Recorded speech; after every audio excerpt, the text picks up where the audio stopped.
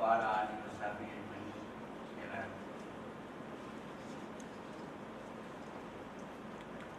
محترم شیخ الجامعہ محترم مولانا فاروق خان صاحب، ڈاکٹر ظفر اسلام خان صاحب، پروفیسر عبدالعظیم اصلاحی، ڈاکٹر صفدر سلطان صاحب، مولانا شاہجہان ندوی صاحب، باہر سے آئے ہوئے مہمان گرامی، حاضرین کرام، سب سے پہلے میں اللہ رب العزت کا شکر ادا کرتا ہوں جس نے اپنے چند بے نوا اور کمزور بندوں کو یہ توفیق بخشی کہ اس کی کتاب عزیز کی نسبت سے اس مجلس کا اہتمام کریں. یہ جملہ سہولیات انہوں نے فراہم کرائیں، ہم ان کے بے حد شکر گزار ہیں اور ہم یقین رکھتے ہیں اور اللہ رب العزت کے بارگاہ دعا بھی کرتے ہیں کہ علم و دانش کا یہ مرکز ان کی قیادت میں نہ صرف ہے کہ اپنی ان اعلیٰ تحقیق علم و تحقیق کی روایت کو باقی رکھے گا، بلکہ اس سلسلے میں نئی بلندیوں سے بھی ہمکنار ہوگا انشاءاللہ. ہم بے حد شکر گزار ہیں پروفیسر خالد حامدی صاحب، ان کے رفقائے کار شعبہ عربی کے، جن کے تعاون سے، جن کے اشتراک سے یہ سیمینار یہاں منعقد کیا جا رہا ہے. اس سیمینار کے کو کوآرڈینیٹر ڈاکٹر شاہنواز اورنگزیب اعظمی، جو اسی شعبے میں ایسوسیٹ پروفیسر ہیں اور جن کو ابھی کچھ دنوں پہلے اپنے حسن خدمات کی عوض صدارتی اعزاز سے نوازا گیا ہے، ہم ان کا بھی خاص طور پر شکریہ ادا کرتے ہیں. کو کنوینر ڈاکٹر نازش اعظمی، ہشام اعظمی، محمد عاصم اور ان کی ٹیم کے شکر گزار ہیں جنہوں نے دن رات ایک کر کے اس سیمینار کو منعقد کرنے کا اہتمام کیا، اس کے انتظامات کیے. ادارہ قرآن کے رفقا اور اراکین سال بھر اس کام میں لگے رہتے ہیں اور اس کے بعد جا کر یہ سیمینار منعقد ہو پاتا ہے. مقالوں کی فراہمی، کمپوزنگ، ان کا کمپوز کرانا، ان کو جلد بندی کرانا، جیسا کہ آپ کے ہاتھ میں اس وقت پیش کیا جاتا ہے. ان سب کو اللہ جزائے خیر دے. اس کے لیے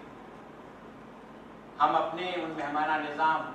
مندوبین کرام کے بے حد مشکور ہیں جو دور دور سے سفر کر کے اس سیمینار میں شرکت کے لیے آئے، اور اس کی کامیابی دراصل انہی کی کوششوں کی مرہون منت ہے. حاضرین کرام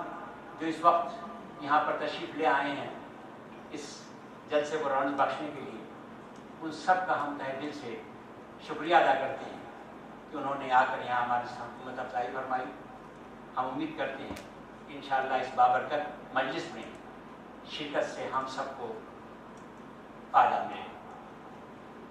حضرات، سالانہ سیمینار چند سالوں سے ہم اس لیے منعقد کرا رہے ہیں کہ قرآن مجید جو دنیا اور آخرت دونوں میں ہماری صلاح، فلاح، کامیابی، کامرانی کا واحد ضامن ہے، اس سے تعلق کو مضبوط کیا جائے، اس پر غور و فکر، تحقیق، تصنیف کے رجحان کو بڑھاوا دیا جائے. آپ جیسے اہل علم سے زیادہ کون اس بات سے واقف ہے کہ قرآن علوم و معارف کا ایسا خزانہ ہے کہ سارے دنیا کے لوگ آخر تک قیامت اگر اس پر غور کرتے رہیں، اس کے لال و گوہر نکالتے رہیں، تو بھی اسے خزانے میں کمی نہیں آئی. لیکن ہم نے شعوری طور پر یہ کوشش کی ہے کہ ان سیمیناروں کے جو موضوع کر رہے ہیں، ان سیمیناروں کے میں بحث و تنقید کے لیے جن کا روزانہ کی زندگی سے واسطہ ہے، جن سے ہم کو آج کی اس نہایت پرپیچ زندگی میں واسطہ پڑتا ہے تاکہ یہ معلوم ہو سکے کہ قرآن عظیم اس سلسلے میں کیا رہنمائی فراہم کرتا ہے، اور آج کی دنیا میں، کل کی دنیا میں تک آخر تک اس کی ویسے ہی معنویت، ویسی ضرورت، ویسی رہنمائی باقی اور قائم ہے جیسے کہ اول روز میں۔ اسی لیے گزشتہ چند سالوں سے ہم نے ایسی موضوعات کا انتخاب کیا ہے جو معاشرے کے سلگتے ہوئے مسائل سے تعلق رکھتے ہیں، جن سے ہم کو دن رات واسطہ پڑتا ہے، جنہوں نے ہمارے معاشرے کو ایک ایسے موڑ پر لا کے کھڑا کر دیا ہے کہ اس کے بعد اس کا اندازہ کرنا مشکل ہے اب انسانیت کی اگلی منزل کیا ہو۔ سماجی برائیاں ہر زمانے میں موجود رہی۔ قرآن عظیم کا مطالعہ کریے تو معلوم ہوگا کہ انبیاء کرام کے جو مخاطبین تھے اور خود حضور کریم صلی اللہ علیہ وسلم کے زمانے کا جرب معاشرہ تھا، اس کے اندر بے شمار سماجی برائیاں تھیں، لیکن آج کے انسان نے اپنی علمی اور سائنسی ترقی کے ساتھ ساتھ اپنے حرص و آز کے تسلی کے لیے جس طرح کی سماجی برائیوں کو فروغ دیا ہے، اور جس طرح ہمارے معاشرے میں سماجی برائیاں جس طرح کی فروغ پا چکی ہیں، اس کا اس سے پہلے ان میں سے بہت سی ایسی برائیاں کہ ان سے پہلے ان کا سراغ نہیں ملتا۔ اس کے نتیجے میں نہ صرف ایک انسانیت ایک بڑے نازک موڑ پر آ کے کھڑی ہو چکی ہے، بلکہ یہ ہماری جو دنیا ہے جس میں ہم رہتے بستے ہیں، خود اس کے حالات ہمارے ہاتھوں ایسی منزل تک پہنچ چکے ہیں کہ جس کے ہولناک نتائج روزانہ ہمارے سامنے آ رہے ہیں۔ اس لیے یہ ایسی چیز نہیں ہے کہ جس کے لیے آپ کے سامنے کوئی بڑی شر و بس سے کوئی بات کی جائے۔ یہ دن رات ہم لوگ اپنی آنکھوں سے دیکھ رہے ہیں، اور آج کے انسان نے اپنی اخلاقی کمزوریوں کی وجہ سے اپنے لیے اور اس دنیا کے لیے جو مسائل پیدا کر دیے ہیں وہ ہم سب کی آنکھوں کے سامنے ہیں۔ اس لیے ضرورت محسوس ہوئی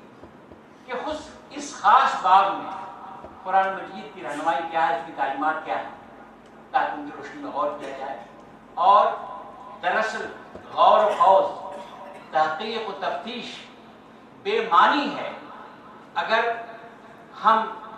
قرآن مجید کے مطالبات، اس کی تعلیمات کے مطابق اپنی زندگی اور اپنے معاشرے کو ڈھالنے کے لیے پورا نہ ہو، اس کے لیے تیار نہ ہو، اس کے لیے کوشاں نہ ہو۔ اس لیے دعا ہے کہ اللہ تعالیٰ اس سیمینار کو ان مقاصد میں کامیاب بنائے۔ یہ صرف بحث و تمیز کا ایک فورم کے طور پر استعمال نہ ہو، بلکہ ہمارے دلوں میں وہ لگن، وہ تڑپ، وہ خواہش پیدا کرنے میں کامیاب ہو کہ ہم قرآن سے اپنے تعلق کو مضبوط کریں، ہم اس بات کو محسوس کرنے لگ جائیں کہ قرآن سے وابستگی کے بغیر